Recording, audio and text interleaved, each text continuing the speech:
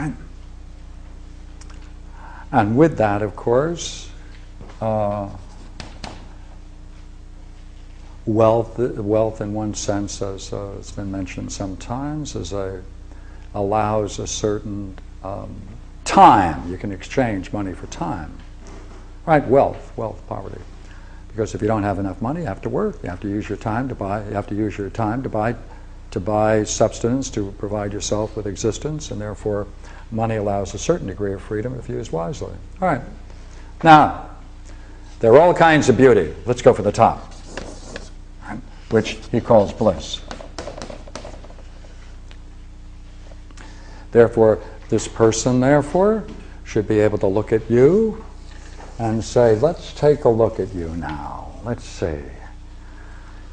You have certain abilities, and this is the assessment of where you are. Right? And now he has to then be able to direct you to these kinds of beauty. We picked the highest one, bliss.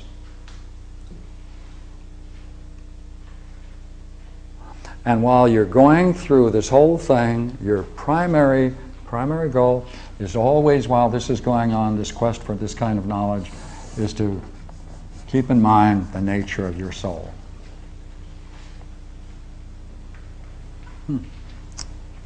So I could read you now a section and see if we did any damage to it.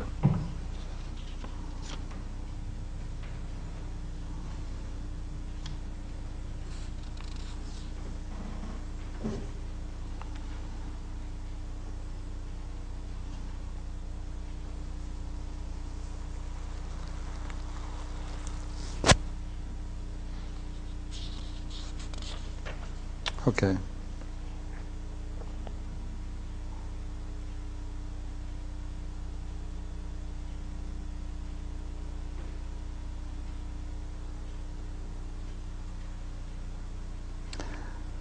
And whoever took up a lot saw plainly what number he had drawn. And after this again, the prophet placed the patterns of the lives before them on the ground, far more numerous than the assembly. They were of every variety, for there were lives of all kinds of animals and all sorts of human lives, for there were tyrannies among them, some uninterrupted till the end, others destroyed midway, and issuing in penuries and exiles and beggars. And there were lives of men of repute,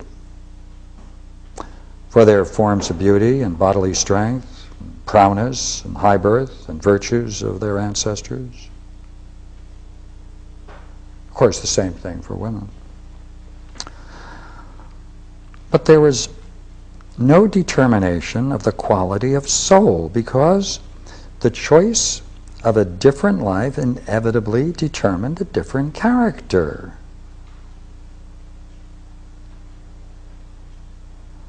But all other things were commingled with one another: wealth, poverty, sickness, health, and all the intermediate conditions. And there, dear Glaucon, appears as the supreme hazard for a man. This is the chief reason why it should be our main concern that each of us, neglecting all other studies, should seek after and study this thing, if in any way he may be able to learn and to discover the man who will give him the ability and the knowledge to distinguish the life that is good from which is bad, always, everywhere, and to choose the best that the conditions allow, taking into account all the things which we have spoken, and estimating the effect of their goodness on this life, of their conjunction or their severance, to know how beauty commingled with poverty or wealth, and combined with what habit of soul operates for good or for evil, and what are the effects of high and low birth in private and public station and office, and the strength and weakness, and the quickness of apprehension and the dullness of all.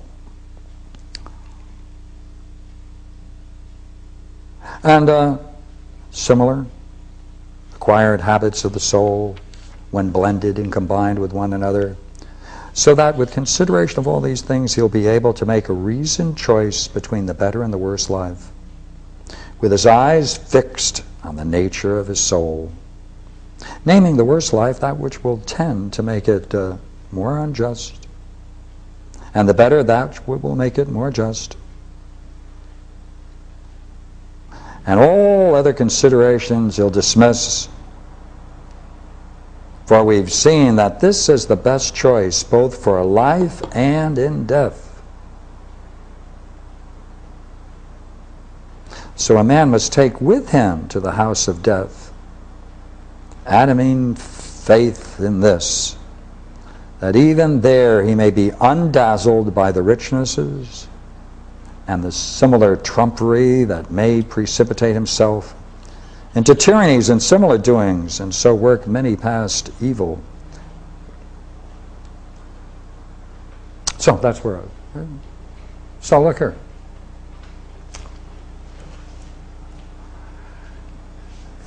All of these points, then, each of these points, how to make these decisions, what it involves, is a subject in the Republic.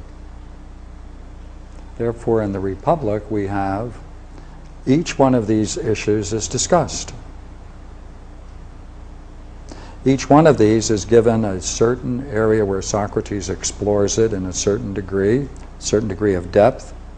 So he brings it all together in the myth of error, and he's saying, you know what you need? You need to find someone who knows the Republic and who can do it personally. Isn't that weird? I mean, isn't that strange? That's the way he ends it, right? That's what he's really doing. And therefore he says, he is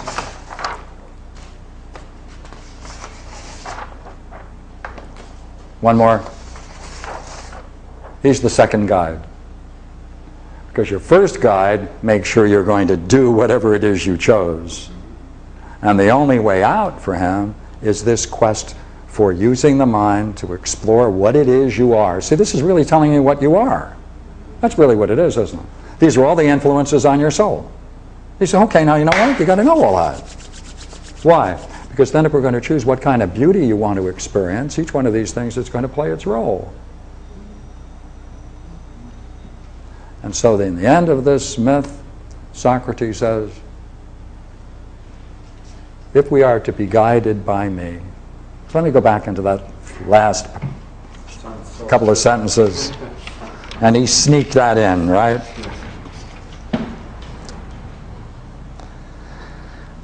But if we are guided by me, we shall believe the soul is immortal, capable of enduring all extremes, good and evil, and we shall hold ever to the upward way, pursue righteousness with wisdom, always, right, so that we may be dear to ourselves and to the gods, both during our sojourn here and when we receive our rewards in the next. He says, then he goes on and says, as the victors in games go about gathering in their fame. And thus, both here and in that journey of 1,000 years, whereof I have told you, we shall fare well. And